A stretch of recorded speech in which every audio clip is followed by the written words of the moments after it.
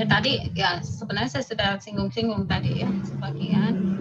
Innate immunity itu adalah alami, ya kekebalan alami selalu ada, ya siap untuk mengenali dan menghancurkan mikroba yang akan masuk atau yang sudah masuk terlanjur masuk, ya.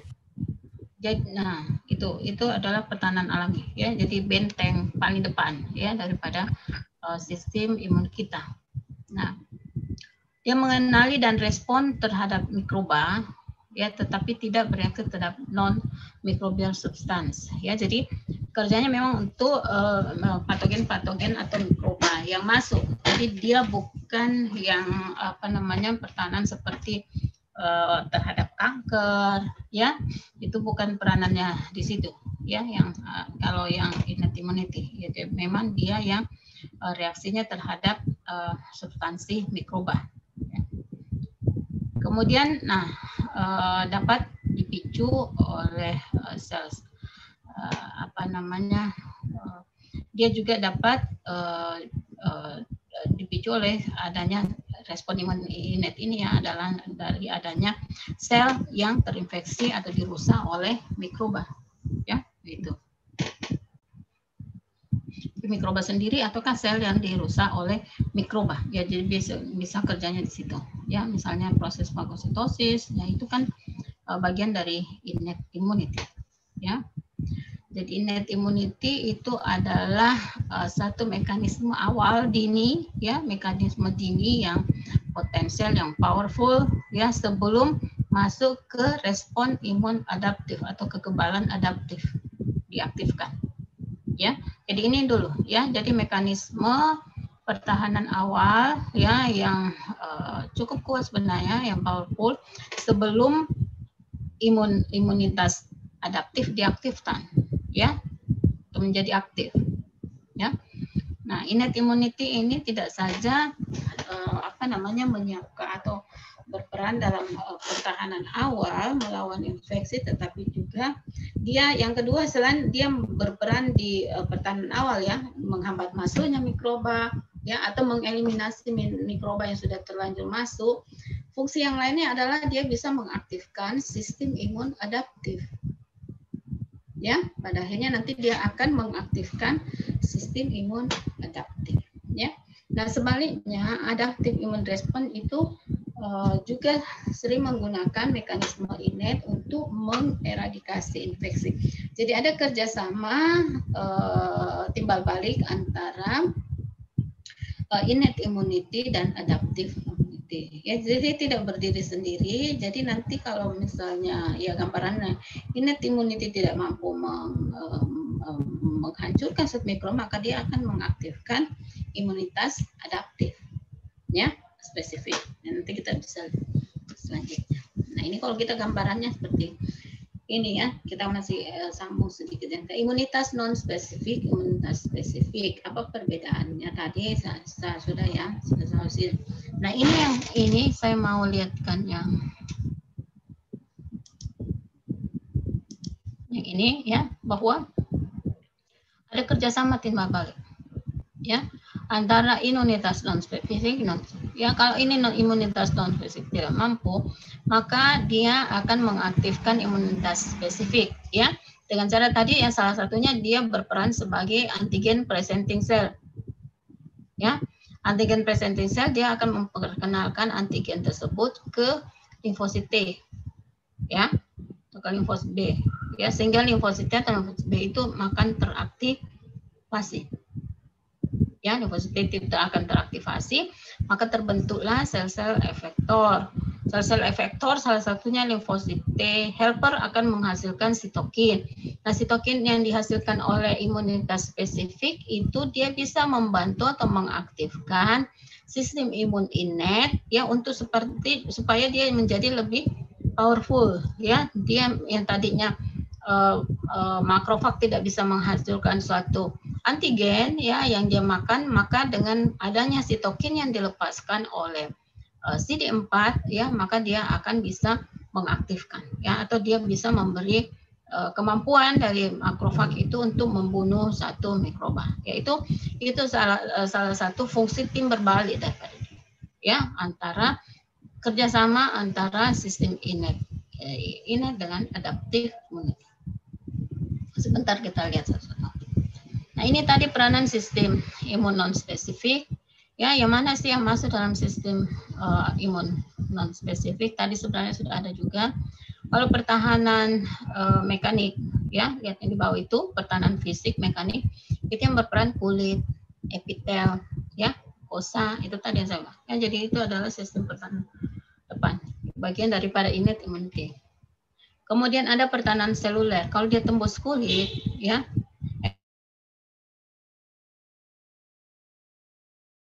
ada di dalam, itu seperti makrofag, ya, fagosit itu kan makrofag, neutrofil, ya, NK cell, eosinofil dan lain-lain, itu ada di bawah kulit, di bawah mukosa, di situ, ya, di bawah epitel mukosa, di situ ada tentara-tentara yang siap, ya.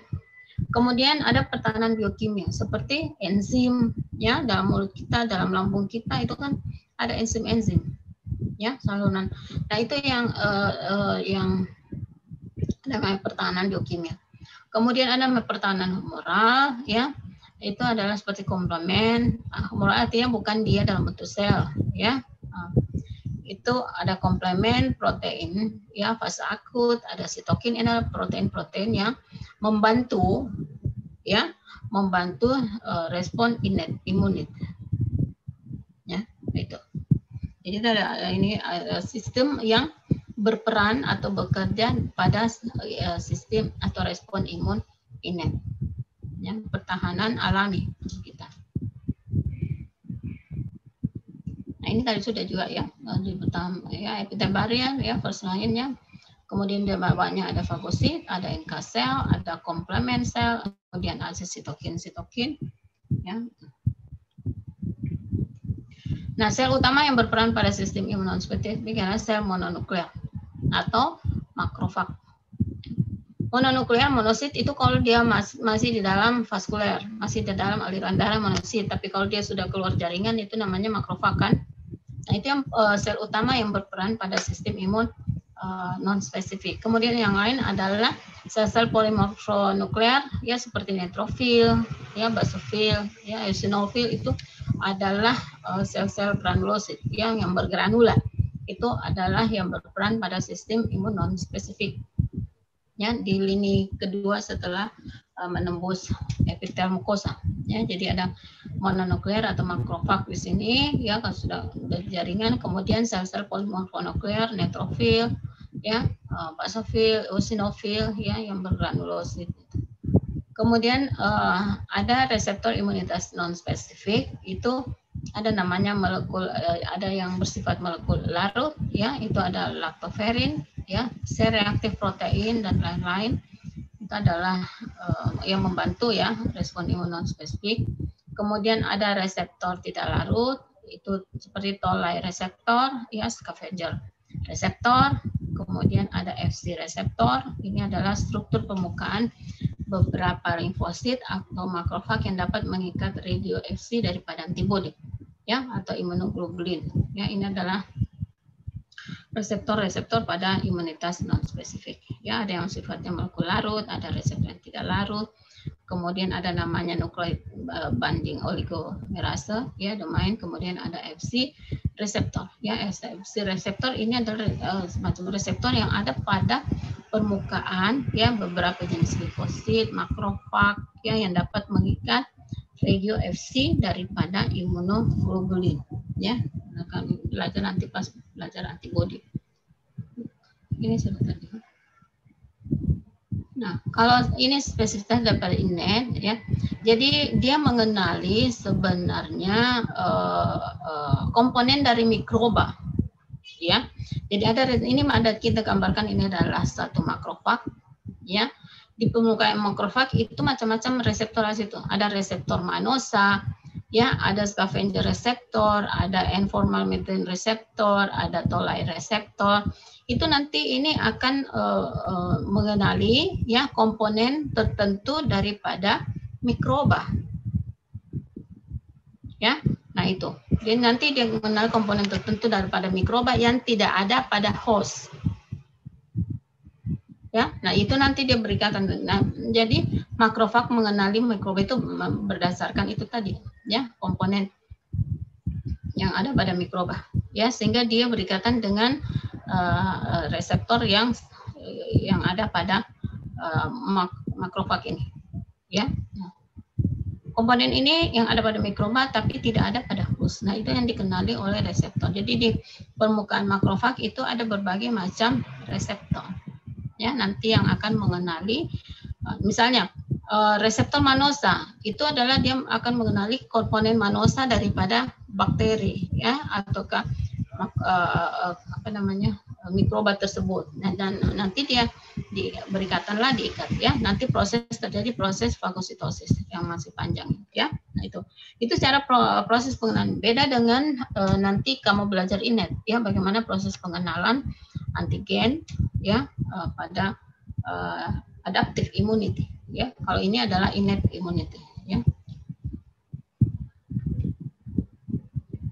Nah, ini kalau di innate immunity, ya, kalau misalnya ada patogen masuk, maka yang aktif pertama adalah physical barrier, ya, infeksi. Jadi ini yang epitel dulu, ya, bentengnya dulu harus dia lawan. Ya, ini mikrobanya, ini bentengnya, ya. Nah, kalau dia mampu melawan di sini, ya, baru dia ketemu tentara-tentara. Tapi dia harus membobolkan dulu ini benteng pertahanan. Nah, pada benteng pertahanan juga di sini ada peptida antibiotik, ya, antibiotik alami sebenarnya yang bisa melawan ini, ya. Jadi kill of microbial locally produced antibiotik, ya. Jadi antibiotik alami ini yang ada di permukaan ini, nah itu harusnya dia bisa melawan mikroba yang masuk sehingga dia tidak masuk. Ya, sebenarnya sistem pertahanan kita sebenarnya kuat sekali, ya. Pertahanan awal jangan sampai dia masuk. Tapi kalau dia masuk, di dalam sudah ada tentara-tentara yang menunggu, ya, di lini depan. Kalau ini tidak mampu, ya, maka dia akan menembus epitel. Nah, kalau dia menembus epitel, itulah tadi ada makrofag, ya, ada sel-sel polimorfonuklear, ya, neutrofil, basofil, eosinofil, ya, kemudian dendritic cell juga ada di situ, ya. Jadi mikroba itu akan dibunuh oleh yang tadi tentara-tentara yang saya sebut, ya, atau mungkin sel memori sudah ada di situ, ya, limfosit itu akan dibunuh, ya, ya. Nah, kalau itu gagal, maka sel-sel innate ini akan mengaktifkan adaptive imun, ya, nanti itu kita bicarakan belakang. Ya, jadi fungsi dari bakteri pada innate immunity ini tadi sebagai barrier awal, ya, tempat entry-nya, ya, daripada mikroba itu, tempat masuknya, ya. Epitel itu ya bisa epitel di kulit, epitel pada saluran cerna, ya, mukosa saluran cerna, epitel pada mukosa saluran nafas, kan pasti masuknya lewat situ, ya. Dia mau masuk di telinga juga, ya pasti dia harus menembus epitel. Masuk di hidung, ya, dan di bawah juga pasti menembus satu epitel, namanya, ya, epitel mukosa. Jadi itu adalah barrier atau benteng paling depan. Ya, bagaimana pengenalan mikroba oleh innate immunity, ya. Nah, komponen innate immunity itu akan mengenali struktur, ya, tadi struktur atau komponen yang ada pada berbagai kelas daripada mikroba yang tidak ada pada host, ya, itu yang dikenali, ya, seperti komponen polisakaridanya, ya, manosa dari pakar. Kalian kalau sudah belajar mikro pasti tahu di situ, ya, kalau misalnya bakteri. Nah, setiap komponen daripada innate itu dapat mengenali berbagai macam bakteri atau berbagai macam virus atau jamur, ya. Jadi komponen innate itu dia bisa mengenali, jadi tidak spesifik seperti yang tadi saya katakan di adaptif, ya. Kalau adaptif kan spesifik, ya, yang pernah saja. Kalau ini tidak. Jadi komponen dari innate itu dia bisa mengenali, ya, berbagai macam bakteri, ya, virus atau fungi, ya, berdasarkan struktur ataukah komponen yang ada pada mikroba tersebut. Ya, seperti tadi saya katakan komponen posakaridanya, komponen manosanya, ya, dan seterusnya. Nah, ini tertingkat bahwa fagosit itu mengekspresikan reseptor untuk bakteri, misalnya yang mengandung lipopolisakarida, ya. atau LPS, lipopolysaccharide ya. Jadi fagosit atau makrofag. Nah, itu dia, ada reseptor pamukan makrofag yang tadi saya lihat gambarnya ya. Itu untuk bakteri-bakteri yang memang mengandung lipopolysaccharide. Ya. Yang ada pada berbagai macam bakteri, spesies bakteri ya, tetapi tidak ada pada host ya, diproduksi oleh mamalia sel. Nah, kemudian reseptor fagosit juga mengenali terminal manosa, ya, residu atau glikoprotein berbagai macam bakteri, ya. Itu yang berkaitan dengan reseptor manosa nanti, ya. Jadi seperti itu, ya. Jadi beda proses pengenalannya dengan yang adaptive immunity. Kalau di adaptive immunity punya reseptor sendiri yang spesifik. Kemudian fagosit, ya, salah satu makrofag misalnya itu dia mengenal dan respon terhadap ya, double stranded RNA, ya, yang dimiliki oleh yang dapat didapatkan pada berbagai macam virus, ya, tetapi tidak ada pada mamalia. Nah, itu atau host cell. Nah, itulah yang dikenali oleh reseptor yang ada pada permukaan daripada fagosit, ya. Jadi komponen daripada mikroba itu yang akan dikenali. Nah, fagosit ya sendiri apakah dia neutrofil, monosit atau makrofag, ya, kita bicara sendiri sedikit tentang apa itu fagosit, ya, yang merupakan salah satu komponen atau tentara yang berperan dalam respon innate, ya. Nah, neutrofil atau yang berperan biasanya ini berperan neutrofil di infeksi akut, ya. Jadi dia cepat keluarkan. Jadi neutrofil ataupun morfolikular leukosit, ya, kita tahu bahwa kamu sudah belajar dulu fisiologi bahwa neutrofil itu kita gampang kenali, ya, karena dia punya intinya bersegmen, ya, makanya disebut polimorfonuklear. Jadi intinya seperti poli beberapa, dia seperti bersegmen, ya, 3 sampai 4, 2 sampai 4, ya. Nah, ini normalnya neutrofil itu normalnya di dalam tubuh kita itu leukosit atau sel darah putih itu sekitar 4.000 sampai 10.000, ya. Itu leukosit. Leukosit itu terdiri dari leukosit itu sel darah putih, ya, yang terdiri dari berbagai macam sel, kan. Ya, dalam leukosit itu ada limfosit, ya. Limfosit B, limfosit T, dan ada neutrofil, basofil, eosinofil, itu adalah, ya. Jadi kalau kita periksa leukosit, jangan leukositnya saja lihat, ya, kita harus lihat differential count-nya, ya, berapa persen daripada sel-sel itu ada, ya. Normal dalam seluruh tubuh kita itu ada leukosit 4.000 sampai 10.000, tapi dari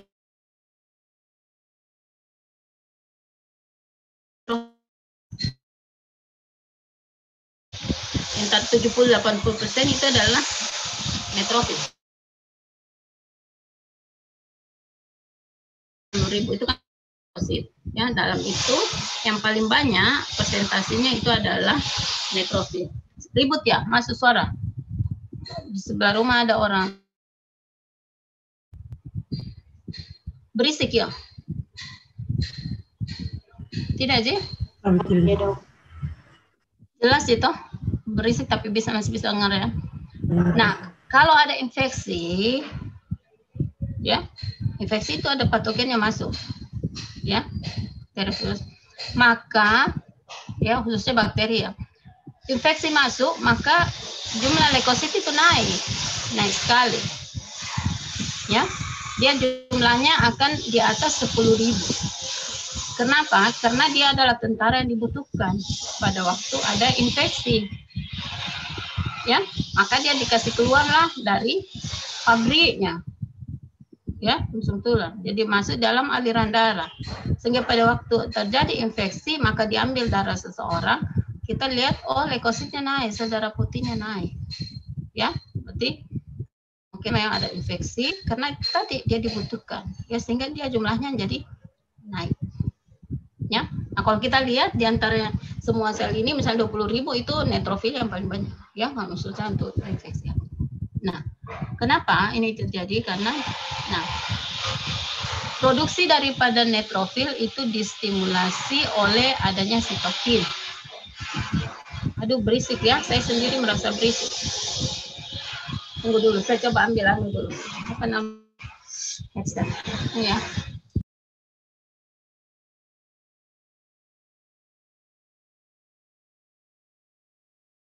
Itu keluar kalau ada infeksi, ya.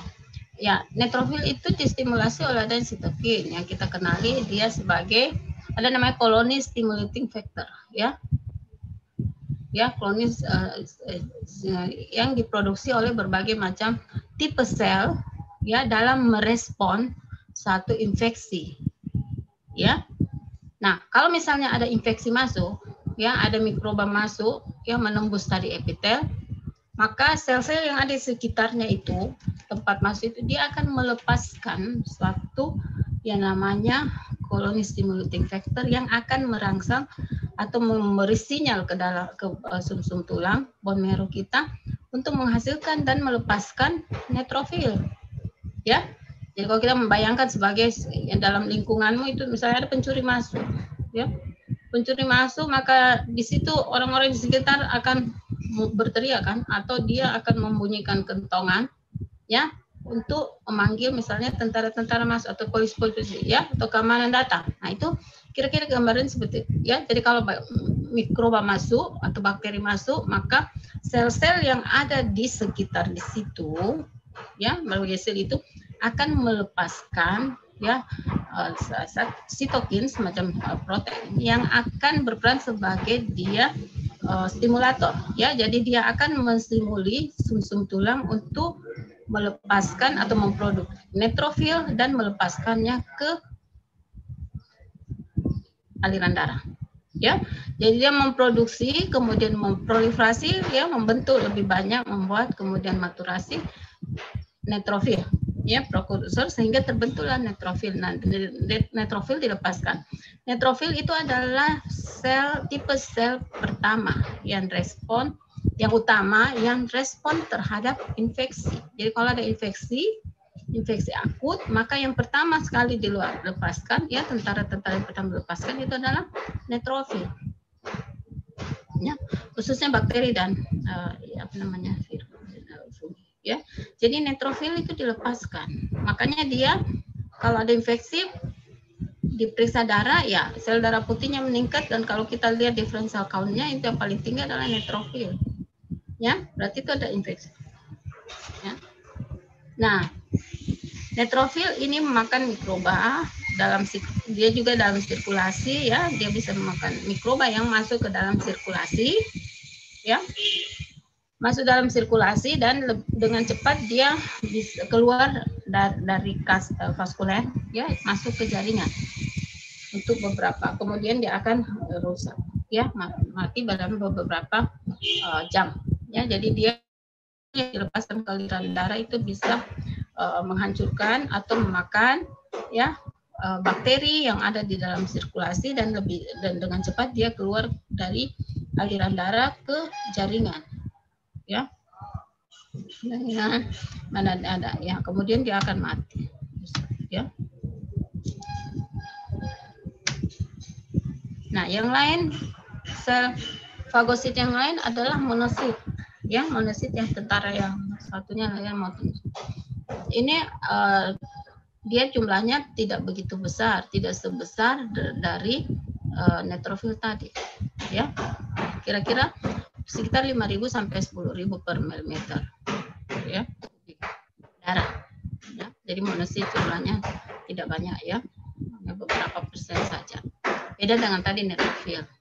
Jadi dia memakan mikroba dalam sirkulasi maupun di dalam jaringan ya. Jadi kalau di dalam sirkulasi aliran darah yang ataukah itu monosit ya, tapi kalau dia yang di luar aliran darah ya, dia akan berubah menjadi makrofag.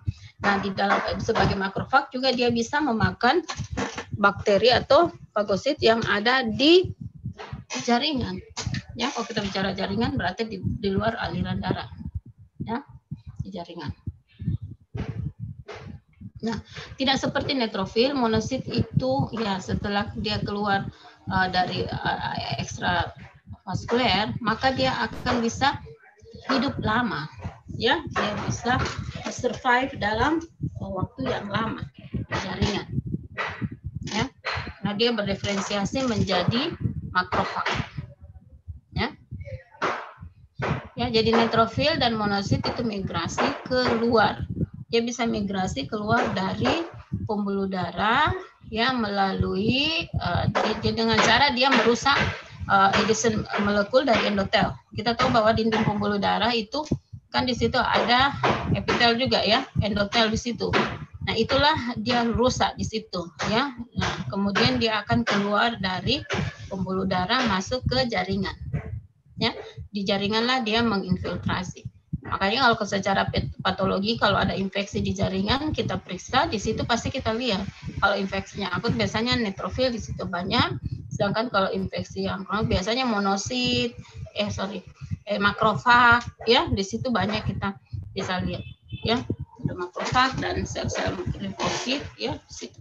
Jadi dia bisa bermigrasi dari intraseluler. Ya, jadi itu tentara-tentara yang di inet ya, salah satunya tadi adalah neutrofil yang cepat keluar, kemudian monosit atau makrofag. Ya, ini proses maturasi daripada makrofag ya yang paling banyak kita dibicarakan pada proses fagositosis dari suatu bakteri. Jadi dia dihasilkan di bone marrow ya, kemudian terbentuk sel monosit. Ya, monorit satu ini yang beda dengan polimorfisme.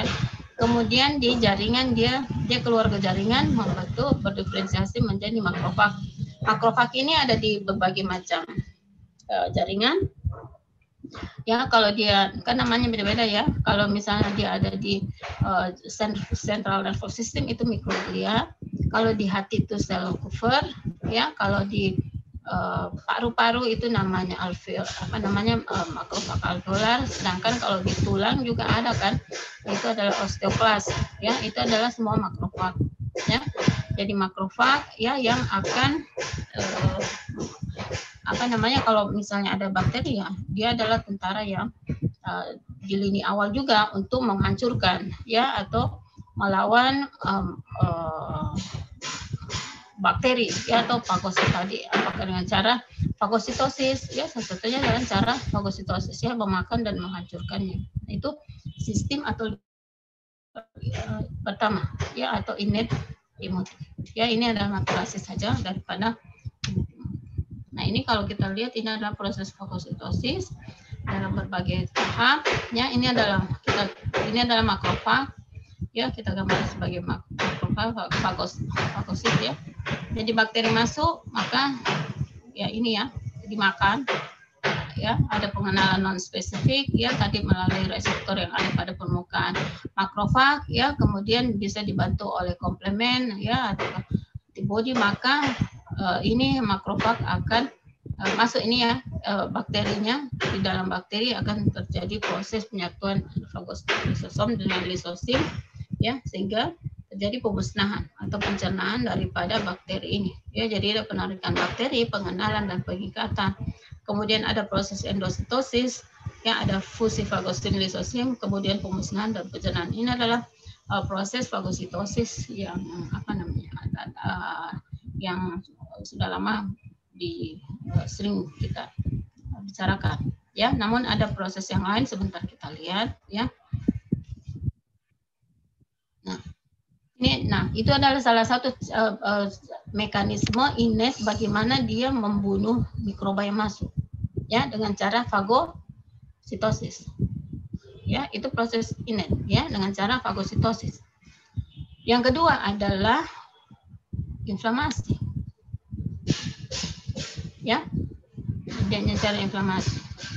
Ya, ini bagaimana leukosit keluar atau neutrofil ya bisa keluar dari yang tadi kita bicarakan, dari intravaskuler ke ekstravaskuler ya, terjadi inflamasi ya.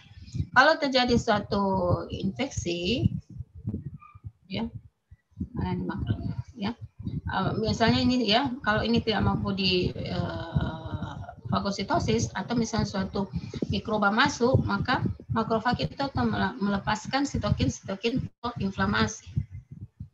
Ya, salah satunya adalah TNF alfa, interleukin 1, interleukin 6. Ya, itu adalah sitokin proinflamasi ya yang mengaktifkan inflamasi. Nah, sitokin ini akan mengaktifkan endotel yang ada pada pembuluh darah atau mengaktifkan pembuluh darah, dinding pembuluh darah ini, ya, sehingga beberapa protein itu akan terekspresi, ya, seperti kemokin, ya, selektin, ya, integrin, itu semua terekspresi oleh adanya sitokin proinflamasi. Nah, kalau yang terekspresi maka ini akan terpanggil neutrofil, ya, interleukosit, ya. Di sini depannya ada interleukin, ada ligannya yang akan berikatan nanti dengan reseptor, maka dia akan terpanggil, ya, dengan ringkasnya, ya, terjadi ikatan dengan ini dan nanti akan merusak dinding vaskuler. Ini adalah endotel, ya. Endotel ini intravaskuler, ini ekstravaskuler atau jaringan, ya. Ini pembuluh darah, dinding pembuluh darah akan dirusak sehingga neutrofil bisa keluar ke jaringan, ya, untuk membantu infeksi yang ada di jaringan, ya. Kalau bakterinya ada di dalam intravaskuler itu juga bisa dihancurkan oleh sel-sel seperti monosit yang ada di intervaskuler, ya, atau ke neutrofil itu bisa. Tapi kalau di jaringan ini harus keluar dulu tentaranya kan, ya. Semua sel darah kan adanya di intravaskuler, ya. Tapi kalau dia dibutuhkan dia akan keluar, ya, dia akan keluar, dia akan terpanggil. Nah, ini prosesnya terjadi rolling, ya, dia akan terpanggil, ya, menuju dinding pembuluh darah, ya, dengan adanya aktivasi integrin oleh kemokin, ya. Jadi ada integrin di sini, ini integrin yang ada di sini nanti dia akan berikatan, ya, dengan ligannya yang ada pada permukaan neutrofil, ya, kemudian pelekatan yang stabil, ya, adesi stabil di sini, kemudian terjadi migrasi, jadi dia menembus endotel keluar ke jaringan, maka keluarlah sel-sel darah itu, ya, satu neutrofil akan keluar ke jaringan, membantu di situ apabila terjadi infeksi di jaringan, ya. Nah, proses inilah, ya, ini adalah contoh bagaimana. Nah, ini yang kedua. Yang tadi fagositosis langsung dimakan oleh makrofag, ya. Yang kedua itu, ya, bagaimana dia memanggil ini sel-sel tentara-tentara ini keluar di sini, ya. Nah, proses inflamasi, ya, itu cara-cara dia merusak mikroba atau respon imun, ya, untuk melawan mikroba yang masuk. Ini adalah gambaran bagaimana reseptor dan respon fagosit. Jadi kalau kita andaikan ini fagosit itu makrofag, ya, salah satunya adalah makrofag, ya, ini ya. Ini permukaan selnya, ya, di membrannya, ya, bukan membran. Ini adalah permukaan daripada makrofag, ya, sel makrofag. Di sinilah tadi yang itu ada reseptor-reseptor, ada berbagai macam reseptor-reseptor yang siap mengenali struktur daripada mikroba, ya. Ya, jadi ini adalah permukaan daripada makrofag, ya. Nah, sini. Jadi proses pertama, ya, pengenalan mikroba, ya, melalui mediator yang ada di sini, ya. Nah, ini seperti ini adalah mikroba yang strukturnya adalah manosa sehingga dia diikuti oleh reseptor manosa, ya. Nah, kalau dia sudah misalnya berikatan, ya, ini mikroba, ya, ini adalah terdiri dari lipopolisakarida, maka dikenali oleh ya dengan dibantu toll-like reseptor, ya, untuk mengaktifkan makrofag ini, ya. Jadi melalui ikatan dengan reseptor yang depan dia akan berikatan. Nah, apa yang terjadi setelah ikatan atau pengenalan antara reseptor yang ada di permukaan makrofag dengan komponen daripada mikroba, maka ada beberapa yang terjadi, ya, tergantung apa yang mengaktifasi, ya, reseptor apa, ya. Nah, terjadi cellular respon atau respon di dalam sel makrofag atau sel fagosit. Ya, ini responnya. Kalau misalnya manosa, ya, komponen manosa berikatan dengan reseptor manosa, ini yang terjadi proses fagositosis, mikroba, ya, melalui proses fagosit, sehingga terjadi killing daripada mikroba. Ini sama dengan tadi yang kita gambar sepintas gambarnya, ya. Jadi fagositosis, dimakan itu mikrobanya dan dihancurkan, ya, melalui fagolisosom, ya, sehingga dibunuhlah ini mikroba.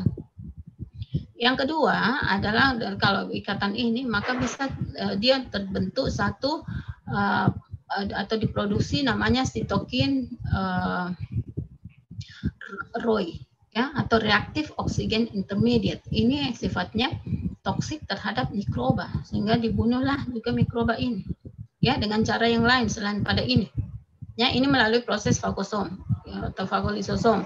Kalau ini melalui produksi ROI, ya, atau reaktif oksigen intermediate, ya, ini toksik terhadap mikroba. Jadi dibunuh juga di dalam ini, di dalam proses intraselulernya, ya.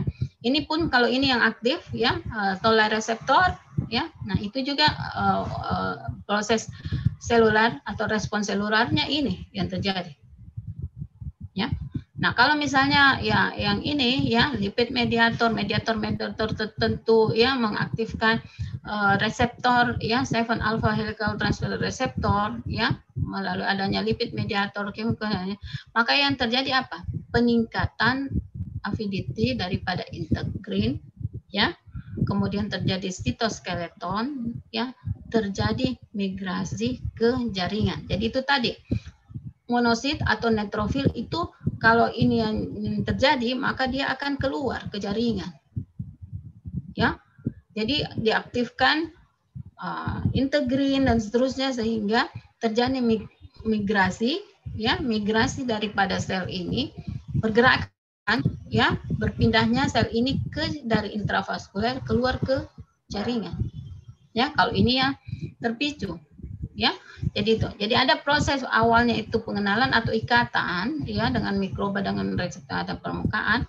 Kemudian ada respon intraseluler, ya. Nah, ada beberapa tergantung apa yang mengaktifasi.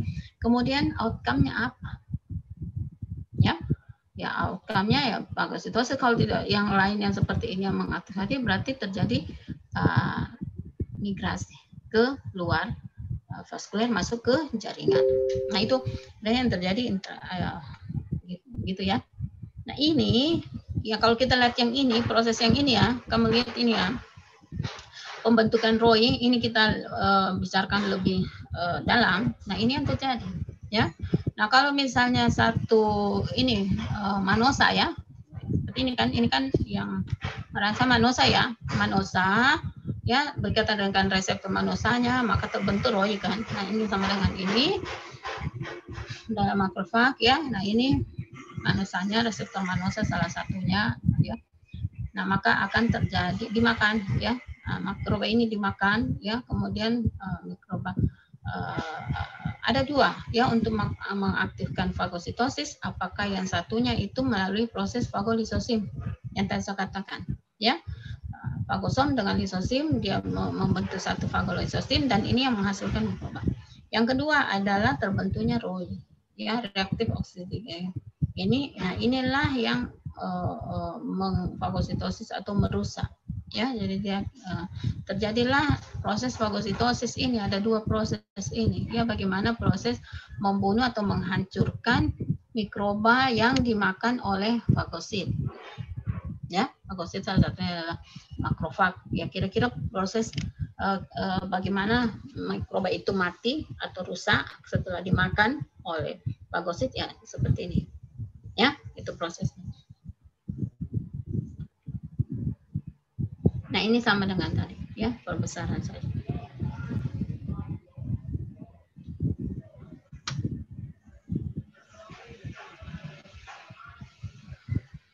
Nah, ini kalau tadi itu fagosit secara umum, yang ini, ya, fagosit secara umum. Nah, ini kalau kita ini kalau makrofag, ya. Makrofag kita tahu dia adalah fagosit yang powerful, ya, dalam melawan satu mikroba, ya, pada respon imun innate. Nah, kalau ini kita lihat, ya, hampir sama dengan tadi, ya. Kalau misalnya satu mikroba, ya, ini adalah yang mengandung LPS atau lipopolisakarida, ya, ikatan melalui toll-like reseptor, ya. Maka yang apa yang terjadi, ya? Ini adalah interferon yang bisa membantu, ini adalah sitokin, ya, yang bisa mengaktifkan makrofag juga, ya. Jadi ada reseptor interferon gamma, itu nanti kita bicara di NK sel juga, ya, ada. Dia bisa menghasilkan interferon gamma yang bisa mengaktifkan makrofag. Ya, ini juga bisa mengaktifkan, ya. Ada sitokin yang bisa mengaktifkan makrofag. Apa yang terjadi apabila makrofag diaktifkan? Ada beberapa, ya. Nah, ini molekul yang diproduksi dalam aktivasi makrofag, ya. Nah, seperti ini. Nah, lihat.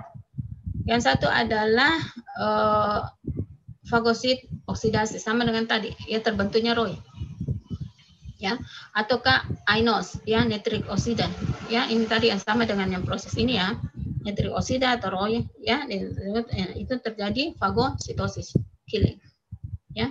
Kemudian yang kedua itu proses makrofag tadi bisa melepaskan sitokin pro-inflamasi, ya, interleukin, ya, TNF alfa, ya, interleukin 1, interleukin 6, 12 itu adalah pro-inflamasi dia. Maka terjadilah inflamasi, ya. Nah, inflamasi seperti ini tadi. Ini, ya, makrofag melepaskan sitokin, ya. Itu salah beberapa model bagaimana mikroba itu dilawan, dihancurkan pada tahap imun, ya, melalui tentara-tentara ini, ya. Salah satunya makrofag. Jadi mengaktifkan inflamasi, ya. Yang lain itu dia bisa, kalau sudah pernah teraktivasi sistem adaptif, maka dia bisa membantu imunitas adaptif, ya. Tapi yang untuk yang awal, ya, jadi dia membantu terjadinya inflamasi, ya, terjadi pemanggilan atau pengeluaran sel-sel fagosit itu keluar ke jaringan, ya, melalui proses inflamasi ini. Yang ketiga adalah apa yang terjadi, ya, ini adalah pelepasan fibroblast, growth factor, angiogenesis factor, metaproteinase, itu terjadi tissue remodeling, ya, terjadi perubahan struktur jaringan. Yang kedua, yang terakhir adalah, nah, ini dia bisa meningkatkan mengaktifkan atau menyebabkan ekspresi daripada MHC. Ya, MHC itu major histocompatibility, ya, yang akan membentuk dia berperan dalam proses pengenalan antigen terhadap adaptive immunity atau limfosit T, ya. Nah, ini berperannya di sini dia, ya. Jadi ada beberapa yang mungkin terjadi apabila terjadi aktivasi daripada sel fagosat, khususnya makrofag ini, ya. Apabila terjadi ikatan mikroba tertentu ataukah pengaktifan oleh interleukin sitokin tertentu, maka ini yang terjadi, ya. Ini yang bisa terjadi, ya. Jadi bisa terjadi killing daripada mikroba atau fagositosis, terjadi inflamasi, bisa terjadi tissue remodeling, ya, ataukah terjadi aktivasi dari MHC untuk memulai proses pengenalan antigen ke sistem imun adaptif, ya. Nah, itu. Jadi ini, ya. Jadi setelah pengenalan maka ada aktivasi makrofag. Inilah efektornya, ya. Ini efektornya. Ini yang terjadi. Ini outcome, ini hasil yang akibat aktivasi makrofag pada respon imun innate, ya. Nah, itu tadi makrofag, ya. Kita bilang tadi neutrofil, ada makrofag. Nah, sekarang NK sel. NK sel itu salah satu tentaranya, ya, juga di innate, ya. Nah, NK sel sebenarnya itu dia adalah kelas dari limfosit, ya, karena dia sama-sama prekursornya, ya. Jadi dia berasal dari seri, kalau kita lihat, ingat hematopoietik itu ada seri mieloid dan ada prekursor dari seri limfoid. Jadi NK sel itu sebenarnya dia ada di seri limfoid, ya. Jadi ya, dia sebenarnya satu kelas dengan limfosit, ya. Nah, jadi dia berperannya itu dia bisa membunuh mikroba yang letaknya intraseluler, ya, Jadi ada mikroba, ada virus yang masuk ke dalam sel, misalnya sel hati, hepatosit, maka NK sel ya ataukah sel-sel tertentu, pokoknya virus itu menginfeksi sel sehingga dia dalam sel. Nah, itu yang bisa dirusak atau dibunuh oleh NK sel. Ya, nah sel yang terinfeksi itu sekalian ada virusnya. Ya. Jadi dia kerjanya di situ untuk NK sel. Ya. Jadi dia membunuh sel yang terinfeksi melalui protein macrophage activity sitokin. Jadi dia menghasilkan, NK sel juga menghasilkan sitokin interferon gamma yang bisa membantu makrofag untuk memfagositosis suatu mikroba. Jadi kalau kita lihat ini tadi salah satu apa yang bisa mengaktifasi makrofag itu kan interferon gamma. Ya. Nah, interferon gamma ini dihasilkan oleh NK sel. Ya, dalam membantu makrofag untuk meningkatkan kemampuannya dalam memfagositosis. Ya. Nah, kemudian NK sel ini mengenali host sel dan ya. Nah, ini kalau ini kerja ya, kalau ini ya, kalau satu sel ya dalam tubuh kita terinfeksi oleh virus, ya kamu lihat ya, virus ya, maka dia akan dikenali oleh NK sel. NK sel ini akan membunuh sel yang terinfeksi termasuk virusnya, jadi hancur. Ya, jadi dia killing of infected cell atau sel yang terinfeksi itu akan hancur, dibunuh, dihancurkan ya oleh namanya NK sel ini. Natural killer cell itu sel pembunuh. Ya, hancur dia. Ya. Yang kedua fungsi daripada NK sel, ya ini tadi. Kalau makrofag itu salah satu ya, makrofag tadi yang sudah memakan satu makroba, maka dia tidak mampu ini ya menghancurkan, memfagositosis, dia akan melepaskan sitokin yang namanya interleukin 12. Ya. Nah, interleukin 12 ini akan mengaktifkan NK sel untuk melepaskan interferon gamma. Ya. Nah, interferon gamma inilah yang mengaktifkan makrofag supaya makrofag ini mampu memfagositosis bakteri atau mikroba yang dia sudah makan. Gitu. Ya, bisa kamu tangkap ya. Jadi dua bagaimana kerja daripada NK sel, ya yang satu dia bisa membunuh atau menghancurkan sel yang terinfeksi oleh virus ini. Ya, jadi sel yang terinfeksi tersebut sekalian tentu saja dengan virusnya, ya, virus itu tersebut. Yang kedua, secara tidak langsung dia juga bisa membantu mekanisme respon imun itu dengan cara secara tidak langsung dia menghasilkan interferon gamma, ya, sehingga dia bisa mengaktifkan makrofag untuk supaya makrofag mampu atau bisa memfagositosis bakteri dia makan, gitu, ya. Dengan cara itu tadi, ya, ini tadi ya.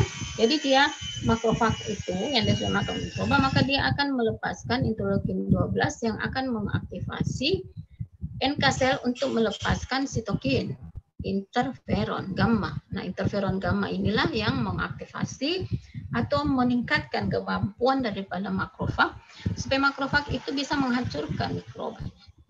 Nah, gitu. Ya, jadi killing of infected cell yang satu, yang kedua adalah killing of phagocytosis atau ya, jadi dia membunuh mikroba yang sudah difagositosis dengan secara tidak langsung. Ya, itu. Ya, jadi NK sel kerja gitu. Nah, ada ini bagaimana fungsi inhibitor reseptor NK sel. NK sel itu sel pembunuh. Ya, sel. Nah, ada pertanyaan kenapa dia tidak membunuh sel tubuh kita sendiri? Ya, kan bahaya dia. Ya, membunuh. Nah, NK sel itu dia mempunyai apa namanya inhibitory reseptor. Ya, kalau kita lihat ini NK sel, ini adalah sel yang tidak terinfeksi atau normal autologous cell dalam tubuh kita yang ya itu mengekspresikan MHC kelas 1. Ya, MHC kelas 1 ini ya di situ apabila dia ketemu dengan NK sel maka dia bisa mengekspresikan inhibitory reseptor, sehingga apabila inhibitory reseptor ini ada, maka dia tidak bunuh sel normal. Ya, sel normal itu dia mengekspresikan pada MHC kelas 1-nya itu ada inhibitory reseptor, ada apa namanya, MHC kelas 1 itu akan berikatan dengan reseptor inhibitor yang ada di NK sel. Ya, reseptor inhibitor itu hanya bisa di apa namanya, diekspresikan oleh normal sel. Ya. Nah, ini. Jadi ini NK sel, dia punya inhibitor reseptor. Semua sel autologi sel yang normal yang tidak terinfeksi ya ini itu dia permukaannya bisa mengekspresikan MHC kelas 1. Nah, MHC kelas 1 inilah yang akan berikatan dengan reseptor inhibitor sehingga selnya ini tidak dimakan. Kalau sel normal tidak dihancurkan. Ya. Sedangkan kalau NK sel itu ketemu dengan satu sel yang terinfeksi oleh virus, maka dia punya MHC kelas 1-nya itu tidak terekspresi, sehingga tidak ada ikatan, tidak ada ikatan dengan inhibitor, ya, reseptor inhibitor, sehingga dia tidak dikenal ini, sehingga dia dibunuh, dihancurkan, ya. Jadi sel yang terinfeksi beserta virusnya ya itu dibunuh karena tidak ada ekspresi daripada ini reseptor inhibitor itu tidak mengikat MHC kelas 1 ya, karena pada yang terinfeksi itu dia tidak mengekspresikan MHC kelas 1 ya. Nah, itu kerjaan kenapa dia cuma memakan virus yang, atau dia bukan memakan, dia menghancurkan virus yang dia hanya menghancurkan sel yang terinfeksi, ya. Sedangkan kalau tidak, sel normal itu dia tidak hancurkan, NK sel tidak hancurkan, karena tadi ada fungsi daripada reseptor inhibitor dengan ekspresi daripada MHC kelas 1, ya. Kalau di sini tidak ada, ya. Gitu. Nah, komplemen. Nah, kalau komplemen itu bukan sel, ya, salah satu komponen yang berperan dalam innate immunity itu adalah komplemen. Ya, kenapa semakin berkurang ini anunya mahasiswanya? Bukannya 160, ini tinggal 138. Mana ketua kelasnya? Oke, Dok. Tapi ada ini ada dosen yang yang Iya, Dok, nggak tahu itu kenapa dari 146 jadi 140 sekarang. Iya. Ini tadi ini berkurang terus 140, jadi pasti ada yang keluar ini. Iya, Dok. Nanti nanti yang dosen di Unismo yang awasi ya. Iya, Dok. Nanti dievaluasi, Dok. Iya. Nah, sekarang kita masuk ke sistem komplemen. Ya, komplemen itu adalah semacam protein, ya. Jadi ya ini protein ya. Protein yang komplemen yang penting dalam sistem pertahanan, ya. Jadi dia banyak bersifat sebagai enzim proteolitik, sebenarnya mengandung ya enzim proteolitik. Nah, kemudian aktivasi komplemen itu meliputi ya, jadi aktivasi yang sifatnya sekuensial ya daripada enzim ini ya, proteolitik enzim. Jadi dia ada enzim kaskade daripada enzim ya, jadi sebentar kita lihat. Nah, apa fungsi daripada sistem komplemen ini ya? Jadi dia memperbaiki kemampuan antibodi ya dan sel fagosit untuk membersihkan mikroba. Ya, jadi dia membantu ya, jadi tidak langsung. Jadi dia tidak seperti kerjanya sel makrofag, tidak seperti contohnya NK sel ya yang langsung tidak. Ya, ini adalah semacam satu molekul protein yang membantu memperbaiki kemampuan daripada antibodi ataukah sel fagosit untuk membersihkan atau membunuh mikroba ataukah sel yang terinfeksi oleh mikroba. Itu ya. Kemudian yang kedua ya, selain dia membantu sel-sel tadi itu, dia juga mempromosikan ya atau membantu dalam proses inflamasi. Ya.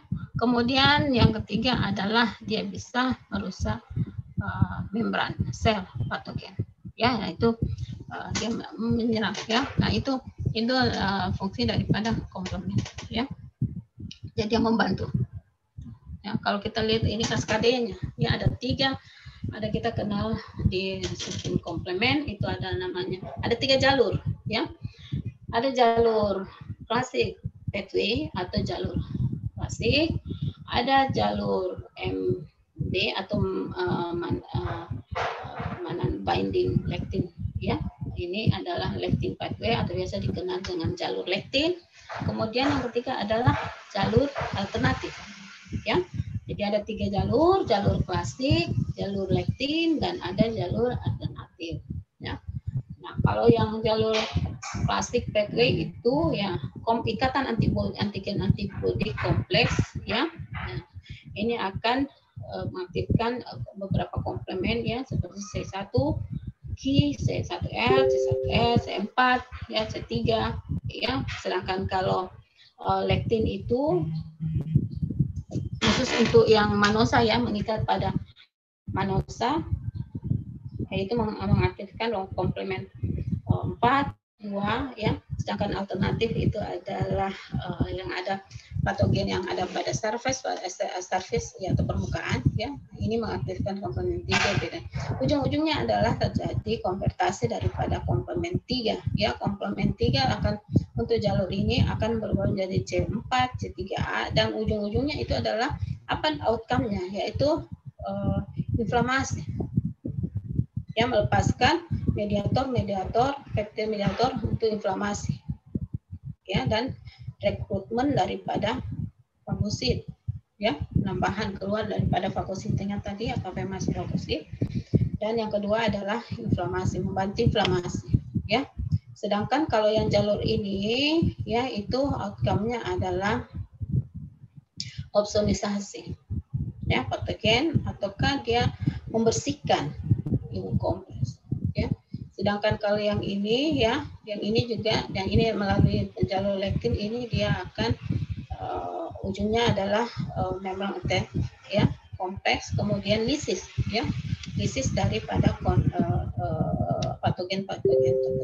Jadi ada 3 jalur yang kita harus ini di sini adalah classic pathway, kemudian lectin pathway, dan alternatif pathway ya. Nah itu yang terkait dengan antibody itu yang classic pathway ya.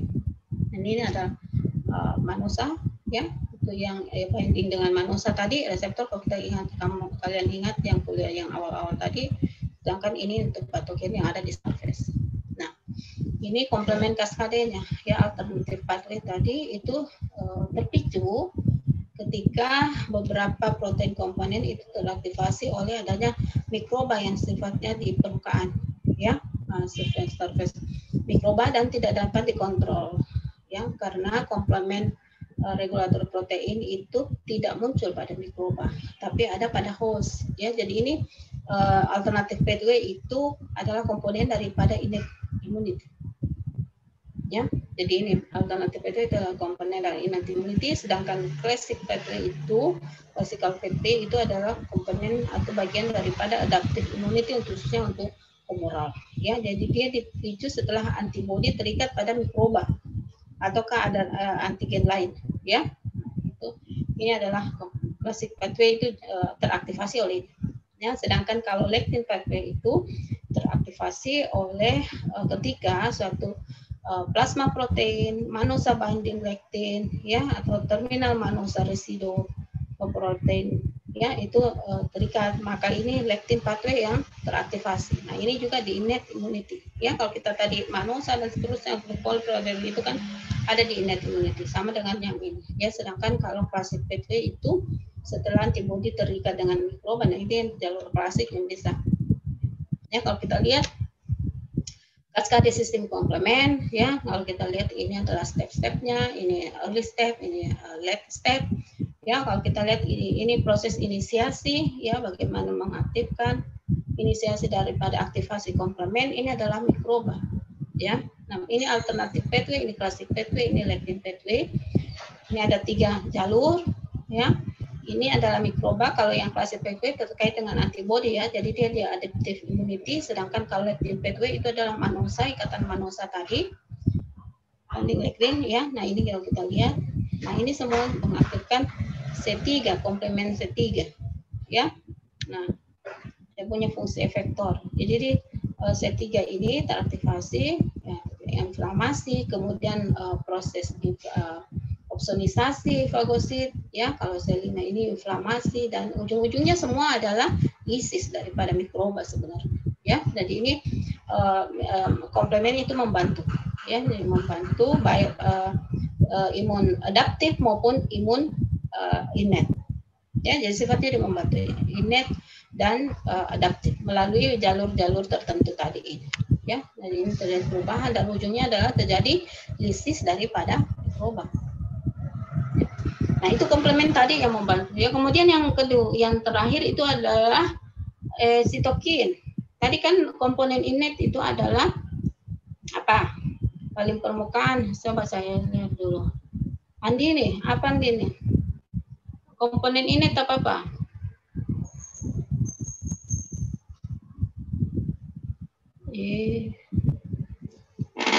Coba apa lagi?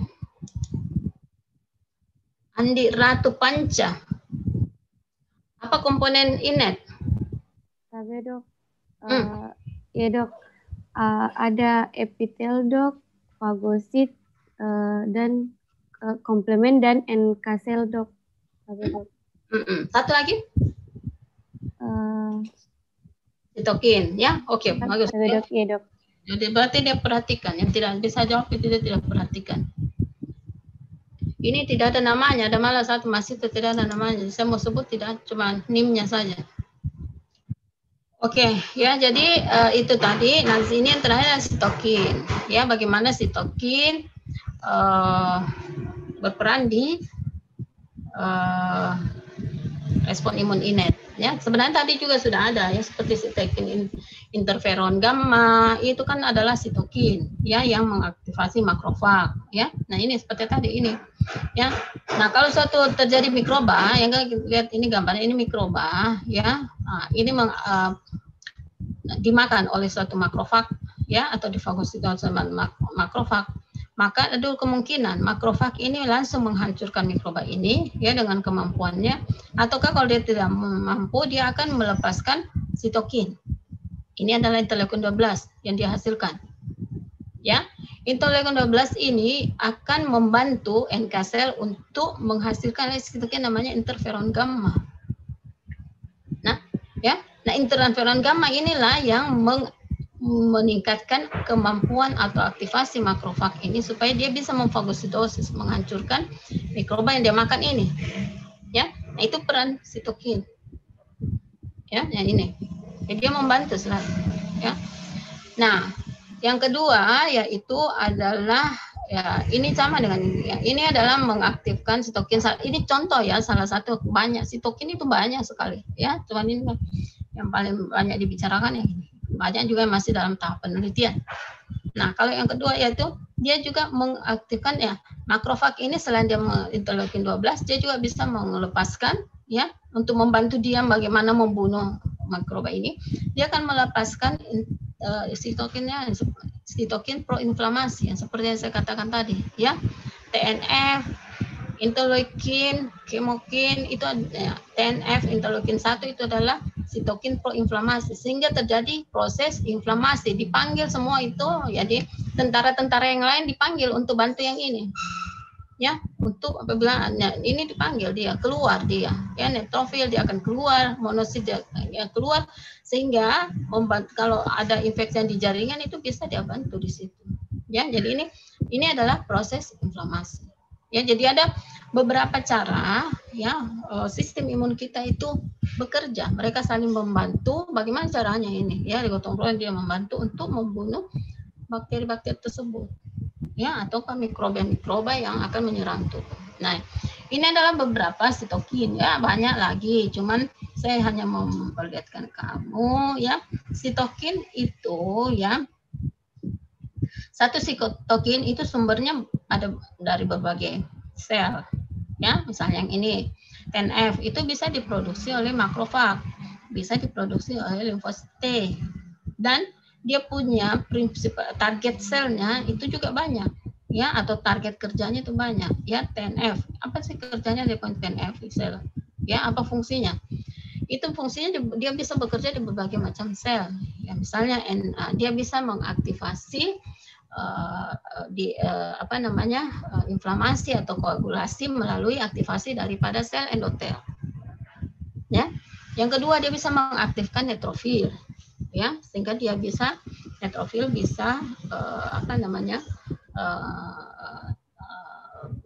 memfagosit ataukah keluar dia dari intravaskular. Kemudian hipotalamus, ya, dalam hal terjadi demam, ya, pada orang yang infeksi di hati, ya, dan seterusnya. Nah, begitu. Sama dengan interleukin, ya, dia dihasilkan. Jadi dia bisa dihasilkan. Ada yang sifatnya dia bisa menghasilkan sel itu sitokin tertentu untuk membantu dirinya sendiri. Ya, seperti tadi makrofag, dia menghasilkan interleukin 12 untuk akhirnya nanti akan dilepaskan sitokin yang akan membantu dirinya sendiri. Gitu. Ya. Ya, ada berbagai macam, masih banyak, ya. Ada yang sitokin proinflamasi, ada antiinflamasi, ya. Nah, itu banyak, ya, nanti kamu baca-baca. Nah, ini yang terakhir mungkin. Ini bagaimana suatu innate immunity itu bisa mengaktifasi adaptive immunity. Ya, tadi kan kalau dia tidak mampu, ini adalah lini berikut sistem pertahanan tubuh kita setelah innate immunity adalah adaptive immunity. Ya, nah kalau kita lihat ini adalah innate immunity, ini adaptive. Bagaimana ini diaktifkan? Ya, nah kita tahu bahwa ini adalah makrofag, ya, salah satunya makrofag atau fagosit. Ya, fagosit, makrofag. Ya, di situ ada. Nah, kalau kita lihat ataukah dendritic cell itu, jadi apabila misalnya suatu mikrob yang tidak bisa dihancurkan ini, maka dia bisa berperan, makrofag ini berperan dia sebagai antigen presenting cell. Ya, jadi dia akan memperkenalkan, ya, protein peptida daripada antigen ini ke limfosit T. Ya, nah itulah proses pengenalan ada di sini. Proses aktivasi daripada adaptif itu, ya, dengan cara apa? Ada dua, ya. Tentu saja ini ceritanya panjang. Ini ada kuliah sendiri nanti, panjang ceritanya. Tapi tidak apa-apa, di ini di permukaan saja saya kasih tahu bahwa, nah, dia akan innate immunity ini, ya, salah satu yang berperan, yang potensial itu makrofag, dendritik dan makrofag yang bisa berperan sebagai antigen presenting cell. Ya, jadi dia akan berperan, sel-sel innate ini akan berperan sebagai antigen presenting cell. Ya, nah, dengan cara apa supaya dia bisa dikenali? Dia caranya itu dengan mengekspresikan, ini ada MHC, ya, MHC atau major histocompatibility.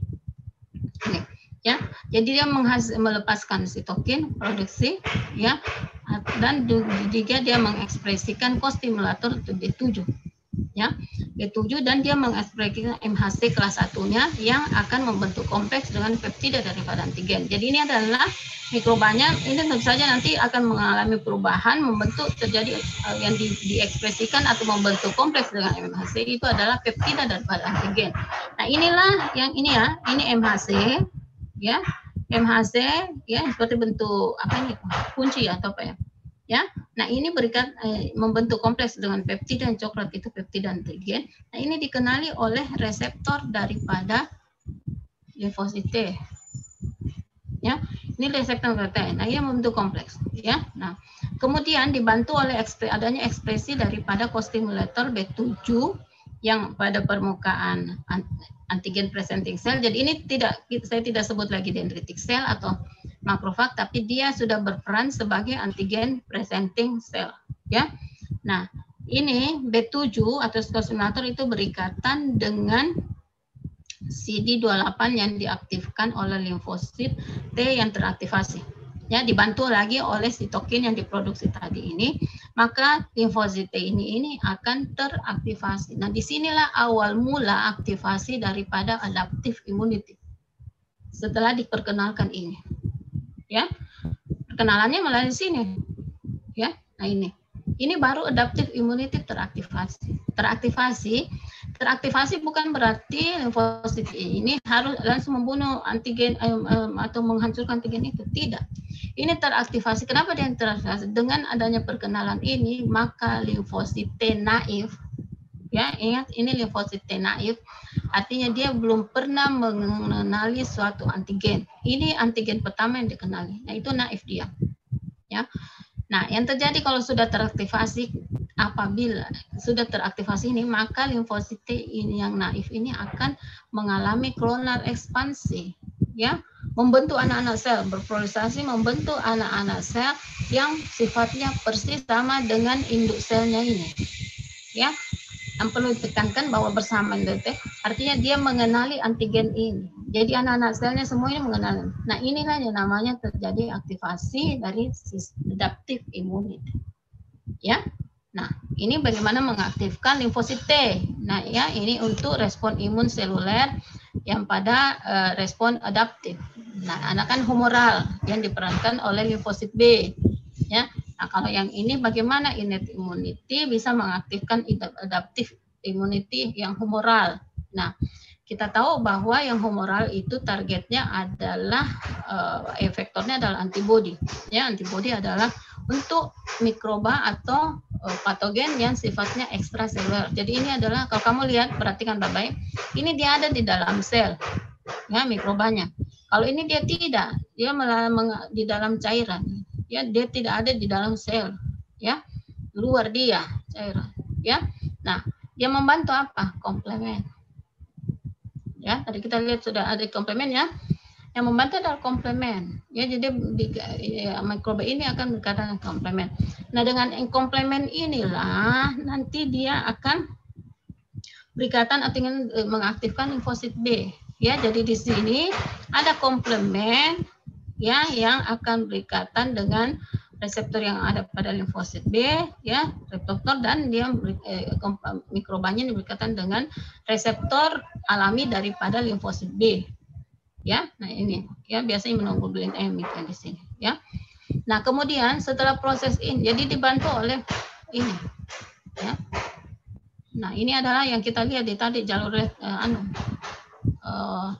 yang kedua itu, ya, yang alternatif. Ya. Setelah itu ya sama dengan ini, limfosit B akan terpicu teraktivasi membentuk anak-anak sel klonal ekspansi, ya. Nah ini mulai teraktivasi adaptif, belum membunuh, menghancurkan, ya. Adaptif di sini belum menghancurkan, baru membentuk anak-anak sel, ya, yang mengenali ini. Baru nanti terbentuk di bawahnya ini, nanti bicara lebih panjang sini, terbentuklah sel efektor, kemudian terjadi proses bagaimana mikroba. Ya, nah ini kan sampai sini bicara innate immunity, bagaimana yang terakhir, ya, untuk melanjutkan perlawanan, yaitu mengaktifkan adaptive immunity. Nah inilah prosesnya, ya. Ini yang seluler, ini bagaimana mengaktifkan humoral, ya. Nah itu, ya. Oke, sampai itu, ya, kita punya kuliah innate, ya. Ujungnya memang ada di sini bagaimana innate mengaktifkan adaptif. Itu kan terakhir. Tapi kalau dia masih mampu memfagositosis dengan cara fagositosis, ya, kalau dia mampu tadi dengan cara inflamasi, selesai dengan inflamasi. Tapi dia mampu mengaktifkan adaptif immunity. Oke, ya. Kalian bisa tangkap. Coba saya tes sedikit, ya.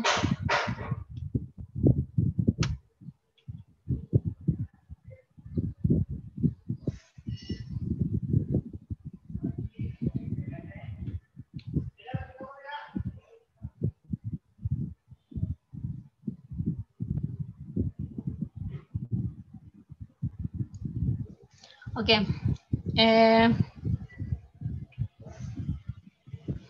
apa ini?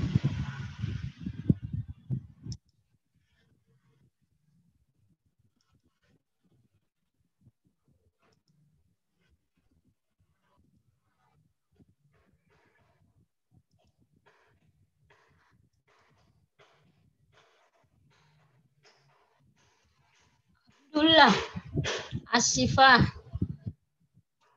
ada berapa respon imun? Tadi, Dok. Ada berapa respon imun? Tapi dok respon apa? Yang paling permukaan ini. Apa respon imun yang kamu tahu? Abdullah. Tapi dok respon imun ada 2 dok tapi.